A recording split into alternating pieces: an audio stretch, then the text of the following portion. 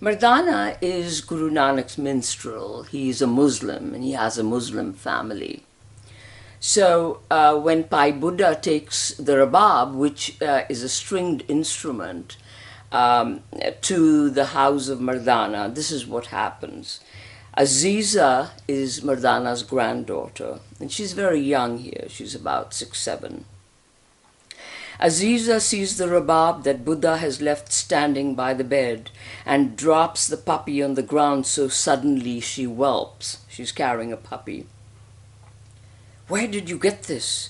Whose is this?" she stammers.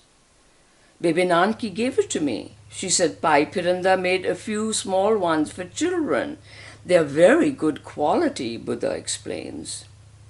"They couldn't be otherwise. He's the best rabab maker in the world," Mardana says. "Baby Nanki gave one to Amro. She said girls are pure enough to play them. They are pure because they gave birth to the whole world. Bebe has one of them too, Aziza, just like this one. Why don't you take this and I'll take the other one. Here." So he gives her a rabab.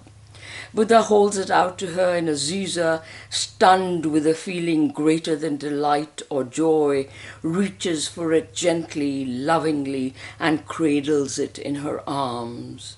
She looks up at her grandfather, her eyes wide and brimming with tears, and says silently, "See, this is the message, Dadu Jan." Dadu Jan is an affectionate word for grandfather in Urdu. Buddha looks at her questioningly and she explains, "Dadu said if God sends me a strong message, I can play the rabab. It couldn't be stronger than this." Now, Aziza's mother, Nasreen, who is Mardana's daughter-in-law, jumps in and says, "Tell Baby Nanki to keep her rabab. Aziza can't have one." Nasreen, Aziza's mother, shouts from the corner of the courtyard where she squats, vigorously scrubbing pots and pans with ash. Aziza's face screws up in a sudden, spontaneous anger. She stamps her foot and says, "I want it.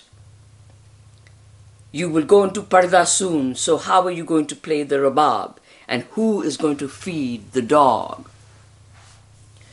Nasreen washes her hands quickly, grabs the rabab out of her daughter's hands and thrusts it back into Buddha's arms. "And we can't keep the dog either. Take it back." Aziza bursts into tears and runs screaming into her grandmother, Fatima's arms.